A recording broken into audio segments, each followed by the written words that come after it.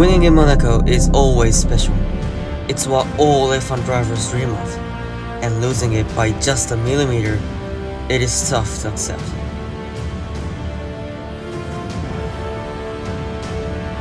Today, we are back in the streets of Monte Carlo for the 6th round of this Alamo GP Championship Season 4. This season, we are desperate to make this a redemption day, as we already made it to Q3, but just look at it, the visibility is terrible. It's like driving in the fog, and the track is very slippery. We already had 2 cars into the wall, we will look at it later, but can we survive this difficult condition? As we exit the final corner, our lap looks pretty good. Our first lap in Q3 brought us to the provisional pole position. Our car does have pace this weekend. We've never been on pole this season, and we are looking very good. Here we are on the last lap of qualifying. We couldn't improve our lap time, but my engineer said anyone couldn't beat my time. So we are on pole position in the streets of Monte Carlo. We will start from first place. Norris will start alongside me, and Verstappen will start from 3rd. Great position for my teammate Oscar as well. And as I said, let's look at the 2 accidents we had in Q1 and 2. First, it was Isaac Hadjar into the wall at Massenet. The track was so wet, he went off the racing line just a bit. He couldn't turn the car, and the rookie driver was in the wall. And we had another incident on track, and it was Liam Lawson. The Red Bull driver just misjudged the speed and went wide into the wall. He will start from all the way back in P16 while his teammate is from the 2nd row. Okay mate, we don't think we have to go on wets, it will be enough with inches. And the forecast says that the rain will stop in about 20 minutes. We don't want to box before that, so don't forget to manage your tires. And we have plenty of fuel load this time, so don't worry about it. Copy that. Thanks guys.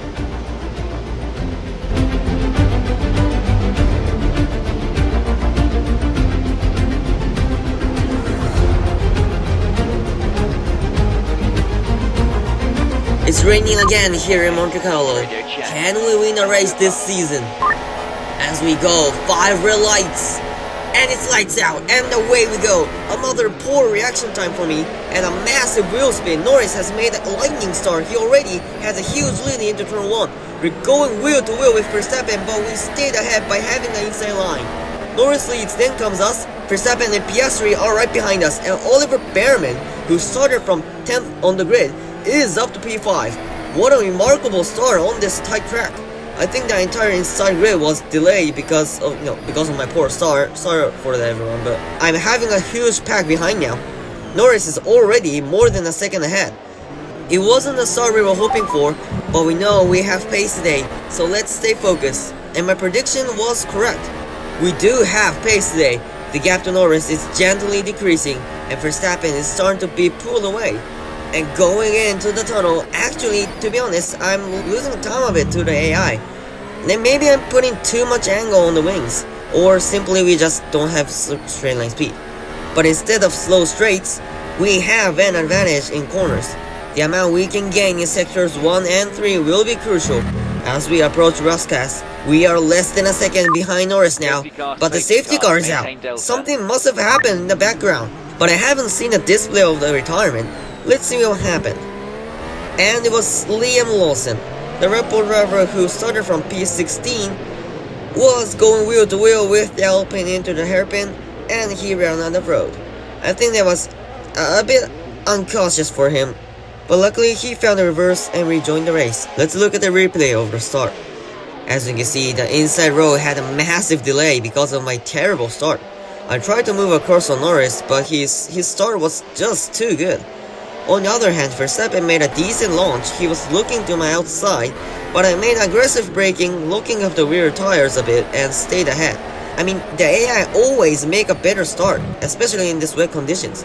If you know how to make a better launch under this weather, please let me know in the comments below. But yeah, I think we were lucky that we only lost 1 position, because if Verstappen came more aggressive, we were in a big trouble. The safety car will be ending this lap. We will go back to racing from lap 4. As we come around the final corner, we touch the curb and had a huge snap of oversteer. Norris made a great start again. He leads the pack into turn 1. Verstappen behind me had a bad start as well, so luckily we have a small breathing spot. If Oscar can overtake Verstappen or at least fight against him, that will be great for me and the team. But maybe a few of you have noticed that the visibility has improved. During the safety car run, the raindrops have decreased. The amount of spray kicked up by cars is getting less and less. The condition is definitely improving. As you know, it is nearly impossible to make an overtake on the track, even more so if it's raining, so the pit stop strategy will be massively crucial. As we are on lap 5, the raindrop on the camera is getting fewer and the sky is getting brighter as well. I'm setting the fastest lap again. The time and race pace are increasing rapidly, but water is still picked up by Lando's car in front of us. The track is still pretty wet, so I think it's too early to consider changing tires, but the race control decided that the track is dry enough for cars to open their rear wing flaps. The DRS is now available. Well, we only have one DRS zone and it's not that much powerful, so it won't affect hugely, I think. But this is a bold decision from the FIA. This means the game decided this track is dry condition. Okay, well, I think it's too early for that, but this means our pit stop will be coming up soon, and according to the forecast, the rain will stop completely in 13 minutes. According to my calculation, the rain will stop around laps 14 or 15. Depending on the track condition, this prediction might be changed. Here's a weather report. The rain will stop in about 13 minutes. Copy. The track is still wet, but getting better. Understood. On the next lap, we managed to stay within Norris's 1 second gap. We have plenty of gap to behind.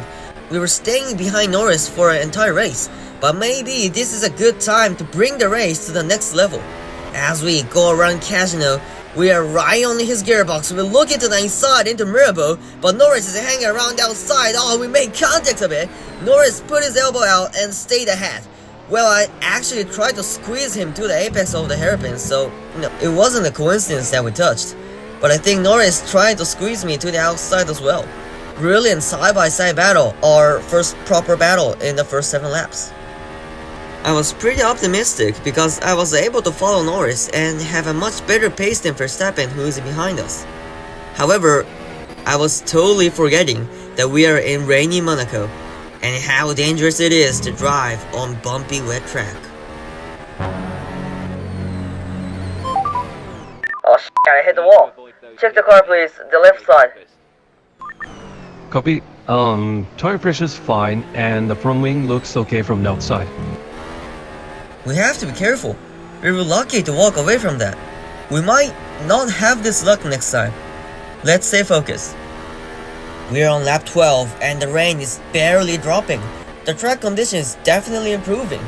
I'm sitting purple in the first sector and personal best in the second one. However, I'm starting to feel uncomfortable with this tire.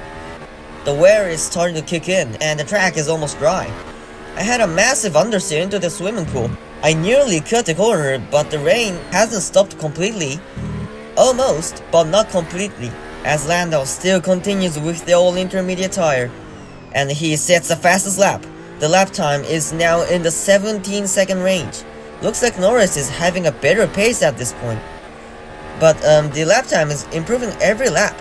However, it's almost about time to box. Sector 1 is near the completion of dry. This pit stop time will be hugely crucial. We know it's hard to overtake in Monaco, right? We don't want to lose any position after we pit it. Some drivers have started to change tires. Most of them were running in the back of the pack. They decided to make a little gamble and change the slicks early. I wish I could check their telemetry. Then it will be much easier to make a decision because I can compare the sector times between me and them. But we don't have it, so we have to make this decision by ourselves. But again, this pit stop will be crucial. We have to make a perfect pit stop to win on this track. You know what happened to Ricciardo in 2016 and Leclerc in a few years ago, right? Yeah. And do you know how to make a pit stop at the perfect time? Is to follow the AI. As we come around Raskas, Norris has pitted, so I simply followed him in. That was a bit late call, but no one understands the condition and the best tire for the moment than the AI. So I immediately ran into the pit and changed to slicks. And I think hard was the best option considering the remaining laps. I could have changed to mediums, but just in case, I had a full set of hards because we didn't use it in qualifying. Norris and Verstappen put on softs. Well, this wasn't the first time, but after the rain, the tire wear of the AI is always weird. They, I'm not sure, but they don't have any tire wear at all, because I think it's almost impossible to run 14 laps on softs. Can they? But at least I can't. Maybe it's just my skill issue. Let me know your thoughts in the comments below. Okay, back to racing. Thanks for the decision to follow Norris in. We managed to rejoin in second place. But he and Verstappen are on softs. They will probably have a huge advantage in the first few laps. On the other hand, we put on hards. We will easily make it to the end, but we have to push to follow Norris, especially in the first few laps. We have to wait for Norris's tire to fade. It will be like an endurance race for us. Can we follow Norris? But surprisingly, we immediately caught up to Norris on the next lap. I was thinking that we will have to wait until the soft tires die, but we don't have to because we simply had a mega pace on our own. I nearly ran into the back as we entered Raskas, but this is Monaco Monte Carlo. We can't make an overtake so easily. But I set the fastest lap. We do have pace today. But let's not rush, we still have 12 laps left. Now that we know we are faster than Norris, we don't have to, over-push ourselves to overtake. Let's wait for the right moment to come. And on lap 19, we are still in his 1 second range. Even though Norris is on softs, our pace looks to be better than his. However, because we managed to follow him, doesn't mean that we can overtake him. And since we are in Monaco, it is more difficult. But I got very close to him at the exit of the casino. Will this be the moment we're making a move to the inside, but my rear stepped out on the apex? Ay, that was so close. We were lucky again. So to not hit the wall on Norris. I guess off the racing line is still a bit wet. But to be honest, I think that is only place we can overtake him. Because Norris always gets far in the tunnel. So we can't hope for a move into the chicane. This is the most common spot to make a pass, but looks like we have to take a risk, overtaking him into Mirabeau, if we're going to win this race. It's pretty similar to last season. Back then it was Verstappen in front of me. Can we win this time and make this a redemption day? Or do we again miss out on victory by just a car length? We're about to find out as we exit the casino. We are going wheel to wheel this time. Can we get ahead of him? Norris tries to hang around the outside, but not this time again. I put my elbow out and finally got ahead of Norris and up into the lead of the Monaco Grand Prix. But we cannot let our guards down yet, because as I said, Norris is much faster on the tunnel. I have to consider making a defensive move into the chicane, but thankfully, I knew that he would come back on me in this corner, so I was harvesting ERS. We managed to stay ahead, but it's not done yet. Norris is still coming up to make a pass. There's no way of making a move from the outside in this corner, and he knows it, so he backed out this time. But he suddenly picked up pace. Was he managing tires? He suddenly became fast enough to keep up with me. I was having a huge gain in sector 3 a while ago, so I thought I could pull away here, but he's somehow managing to follow me now. And the situation hasn't changed even a bit. He's still right behind my rear wing as we exit the chicane on the next lap. This time he is much closer, but he couldn't make a move again thanks to my defense. But was the AI faking their pace? Because I thought it would be easy to pull away Norris. That's why I decided to overtake, but he is still within my 1 second range. And not only him, but Verstappen is catching up on us as well. The gap to him was 4 seconds a few laps ago, but now it's only 2 seconds. It's these three again. It was these three drivers fighting for the win last season. The only difference is that Norris was not in a silver car, he was in a red car last season. But eventually Verstappen won last time by just a car length. But I won't let that happen again. We won this win this season. But Norris is still pushing. He gained massively under braking into the chicane. He's giving the last rubber of his soft tire. We only have 3 laps remaining after this one. We cannot let him pass us. I am also pushing as well. I nearly kind of locked up the rear tires under braking into Rascas. And looks like that was literally the last rubber. Norris suddenly lost pace and now he is out of my DRS. We now finally managed to push Norris out of our 1 second range.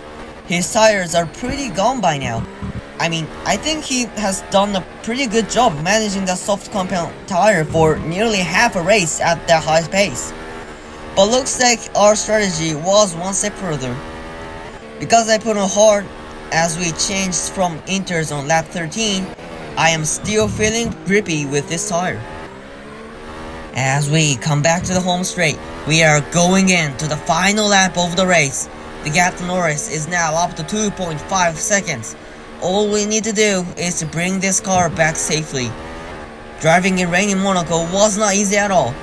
And if the condition changes from wet to dry, then the strategy would have been very important. But we managed perfectly, flipped over the bad start, and we are on the final lap in the lead. We had an incredibly shocking, disappointing race last season. I regretted that race hundreds of times. I don't remember how many times I dreamed of being on top in Monte Carlo after that. But here we are in the comfortable lead this time, having nearly 3 seconds gap behind. We are cruising around the track, hoping nothing will happen. McLaren has a lot of good memories here in Monaco. Had a King of Monaco, Ayrton Senna, behind the wheel. However, they were far away from victory for more than a decade. And they have lost a great chance last season. But they have overcome the tough time and they are finally able to see their car back on the top here in the streets of Monaco. As we come around the final corner today in Monte Carlo, it's a redemption day for KM and McLaren. We finally won the Monaco Grand Prix. P1 mate, P1, finally, you are a Monaco Grand Prix winner. What a drive, absolutely sensational. You are the man. Oh my god, guys. Redemption. Total redemption. Yeah mate, we finally got what we lost last season. Great job. This is a team's win, guys. We won this as a team. Oh my god, yes! Monaco, baby! Woo! Thank you, guys. Thank you so much. It's a redemption day for us. We finally won the Monaco Grand Prix. What a race that was. This is our second win of the season.